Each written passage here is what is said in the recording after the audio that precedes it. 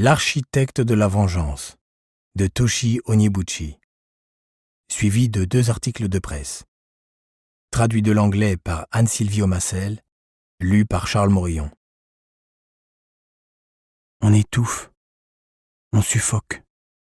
Même avec les fenêtres ouvertes, la transpiration coule, s'accumule, trempe les draps jusqu'au matelas et laisse des taches qui vont faire dire à Ella que j'ai encore pissé au lit.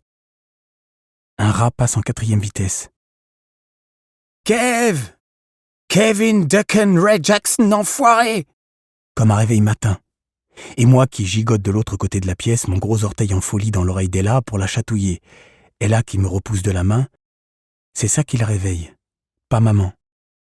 Le rat s'agite et trottine. J'ouvre les yeux, je regarde autour de moi, je hurle. Puis j'ajoute à voix basse. « Ella ! Le rat !» Ella sait tout de suite où regarder.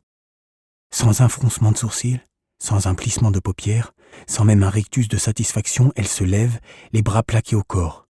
Puis, le bruit cotonneux que produit l'explosion d'une tête de mammifère.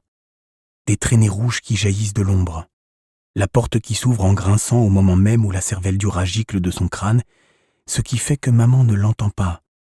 Un bruit masque l'autre. Mais elle a vu le sang et comprend sans tarder qu'il va encore falloir nettoyer toutes ces cochonneries. Cela dit, au moins Ella n'a pas utilisé son don ailleurs que chez nous. Maman n'a pas peur des rats.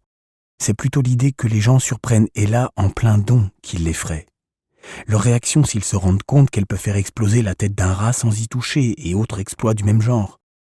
Du coup, maman flanque à Ella une tape sur l'arrière du crâne, pour marquer le coup.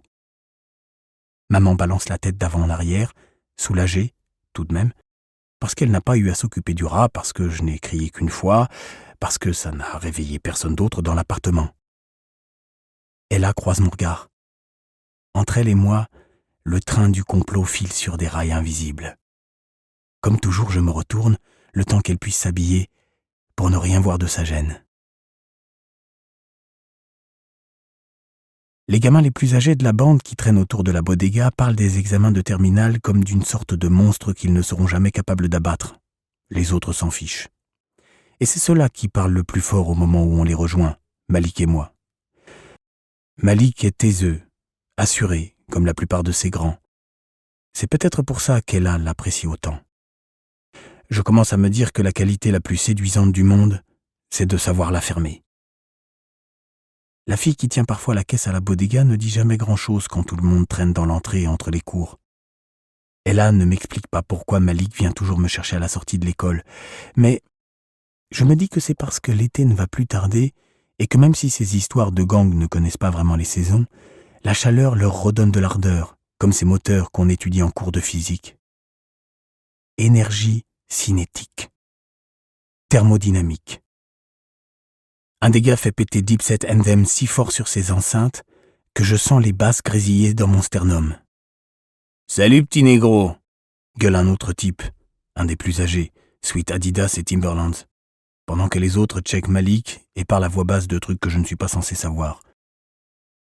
Que Malik me présente à ces gars, ce n'est pas franchement un problème en soi, mais j'ai un sac à dos plein de devoirs que je suis censé finir avant le dîner. « Salut !»